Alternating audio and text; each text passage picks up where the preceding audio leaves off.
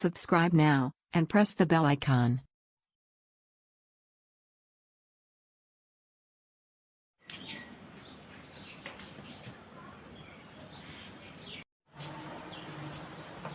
Hello friends, Hariom. कैसे हैं आप लोग? आई थिंक आप लोग अच्छे होंगे। और पता है फ्रेंड्स, धूप बहुत है लेकिन मौसम बहुत अच्छा है। और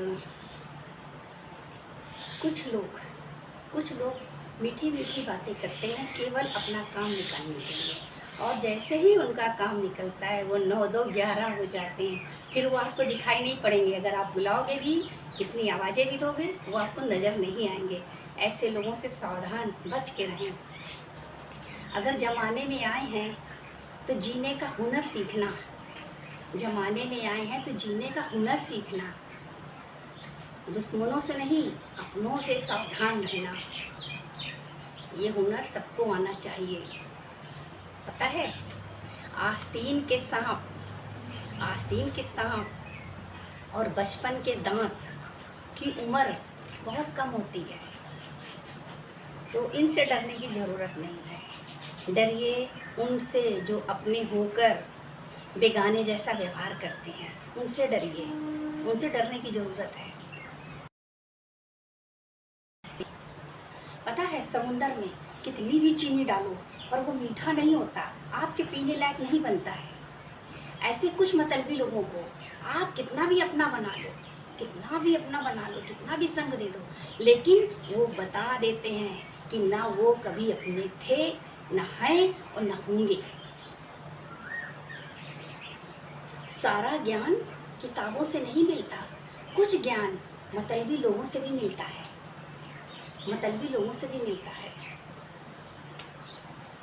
पता है, एक कहानी सुनाती हूँ आपको। एक औरत थी, बहुत गरीब थी, खुद गरीब थी, मतलब परिवार में कोई सब अमीर हो, लेकिन अगर पति खर्चा ना दे, ससुर खर्चा ना दे, बेटा बेटी ना खर्चा दे, तो वो गरीब ही हुई। वो अपना काम करके गुजारा करती थी, अपना ज़रूरत का सामान लाती थी। और इस तरह से वो काम करके एक दिन जा रही थी, तो रास्ते में उसको एक महात्मा जी मिले। बहुत बोले, कुछ खिला दे। तो बोली, बाबा मेरे पास तो कुछ भी नहीं, मैं आपको क्या खिलाऊं? बोला, कुछ भी खिला दे, बहुत भूख लगी है। उसके पास मट्ठा था। उसने सोचा, घर ले जाऊंगी तो बच्चे खाएंगे, नहीं ले जाऊंगी तो बाबा भूखे रहेंगे, क्या करूं क्या ना करूं। उसने लोटा उठा के बाबा को दे दिया। और बाबा ने जब वो मट्ठा पी लिया तो पेट भर गया, तो उनकी आत्मा को बड़ी शांति मिली। और उन्होंने उसको आशीर्वाद दिया कि तुम खुश रहो, स्वस्थ रहो, फूलो फलो। और इतना सुनकर वो रोने लगी। उन्होंने पूछा, तुम क्यों रो रही हो बेटा? तो उन्होंने अपनी हालत बताई कि मेरा ससुर बहुत पैसे वाला है, सब कुछ है, लेकिन खुद अपने ऊपर नहीं खर्च करता, तो मेरे ऊपर क्या खर्च करेगा? तो उन्होंने कहा, ऐसा है, मैं तुम्हें एक वरदान देता हूँ। अगर कोई मर जाएगा तो मतलब वो चीज़ें तुम देख लोगी, वो क्या कर रहा है, कैसे कर रहा है, क्या नहीं कर रहा है, लेकिन तुम किसी को बताना नहीं ये राज। जिस दिन बताओगी, जिस दिन तुम। बोले, अच्छा बाबू, मैं किसी को नहीं बताऊंगी। और वो खुशी खुशी घर आ गई, क्योंकि उसको तो आशीर्वाद मिल गया था, बड़ी खुश थी। और उसका ससुर की तबीयत खराब हुई, तो उसने देखा ये हमारे ससुर कल मर जाएंगे और ये गार्डन में गिर के मरेंगे, तो उसने सोचा कि चलो इनको मैं रोक लूँगी कल। और जैसे ही वो निकलने लगे, उसने रोक लिया। अपने पति से बोला, अरे मैंने सपना देखा है बड़ा खराब, प्लीज आप इनको रोक लो आज। तो उन्होंने उनको रोक लिया, आज रुक गए। लेकिन कल तो उनको फिर जाना था। फिर उन्होंने कहा, अरे पिताजी आप चप्पल नीचे रखो, क्योंकि वो चप्पल पैर में नहीं पहनते थे, वो हाथ में लेते थे चप्पल। आप रुक जाओ, मत जाओ। लेकिन वो नहीं माने, चले गए। बहू को मालूम था कि अभी आज ये रात में मर जाएंगे, अभी इनकी मिट्टी आ जाएगी। और वैसा ही हुआ, मिट्टी आ भी गई। और तब उसके पति को थोड़ा शक होने लगा, अरे इसको कैसे मालूम था मेरे पिताजी को कुछ होने वाला? बोला, कुछ नहीं, टाल दिया। अब सब लोग मिट्टी में रो रहे थे, तो वो नहीं रो रही थी। वो देख रही थी जो उसके ससुर की जो आत्मा बाहर तक जाती थी, आती थी, दौड़ कर उसको एक मारती थी।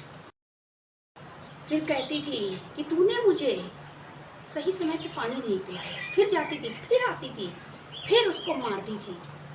और जाती थी कहती तुमने मुझे समय से खाना नहीं खिलाया। फिर जाती थी, फिर आती थी, चप्पल उतार के दनादन मारती थी कि तूने जीवन भर मुझको चप्पल नहीं पहनने दी, तूने मेरी आत्मा को बहुत सताया।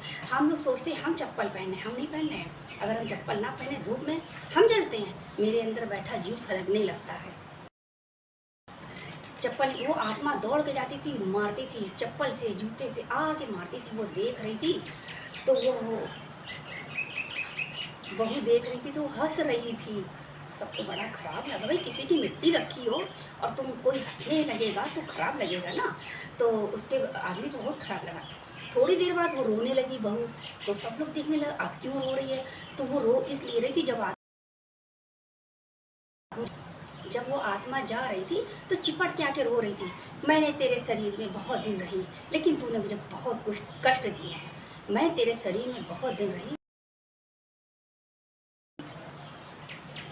तूने मुझे बहुत कष्ट दिए हैं। इतना कहकर थूक देती, उसके ऊपर थूक देती थी, फिर मारती थी, फिर जा रही थी।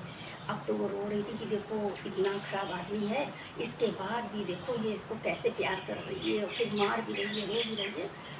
अब उसके आदमी सब को बोला तुम ऐसा क्यों कर रही थी, मैं वापस आऊँगा, मुझे इसका राज बताओ। सब पका गई क्योंकि बाबा ने कहा था ना तुम बताओगी तो फिर मर जाओगी। बोली ठीक है। पति आया, मिट्टी पूछने लगा बताओ। बोली आज नहीं कल बताऊँगी। कल सवेरा हुआ, पति ने फिर पूछा, बोली कल बताऊँगी। कि चलो ठीक है कोई बात नहीं, आज नहीं तो कल बता देगी। तो अब पूछा, बोली तुम शाम क्या आओगे, मैं बता दूँगी। अब वो जानती थी ये मानेगा नहीं, टरकाया उसने बहुत। वो जानती थी ये मानेगा नहीं। इसके बाद उसने पूरे घर का काम करा, बच्चे को खाना पीना खिलाया, सारी तैयारी कर दी, खिला पिला के बच्चों को। अब पति के आने के इंतज़ार करती। पति आया, बोली कि बोला बताओ। अरे बोला मैं आज तो अपने हाथों से खाना खिला दूँ आपको। वो अपने हाथों से पति को खाना खिला रही थी और रो रही थी। पति बोला ये नाटक नहीं चलेगा, तुम बताओ। उसने कहा मैं बताऊंगी लेकिन मैं मर जाऊंगी इसके बाद। बोला मर जाना। उसने बताया और बताने के बाद बोला मैं अब मरने वाली हूँ। बोला हंसी कर रही है। थोड़ी देर बाद वो मर गई। अब तो वो चीखे मार मार रोने लगा। कहते ना जब कोई अच्छी बात बताता तो लोग नज़रअंदाज करते हैं, उसकी बात को सुनते नहीं हैं, समझते नहीं हैं। ऐसा इन्होंने भी किया। तो अब हमें खुद तो हम परेशान रहते हैं, अपने शरीर को खाना कपड़ा कुछ नहीं दे पाते हैं, लेकिन हमारे साथ जो जुड़े हैं उनका भी हम पेट काटते हैं, उनको भी हम परेशान करते हैं। जो हमारे सहारे हैं हम उनका भी पेट काटते हैं। तो ऐसा नहीं करना चाहिए कि मरने के बाद हमारी आत्मा हमको चप्पल जूते मारे और हमारी आत्मा को तरक्की भी ना मिले। तो इसलिए कंजूसी करो जितनी ज़रूरी है, क्योंकि कल के लिए रखना ज़रूरी है।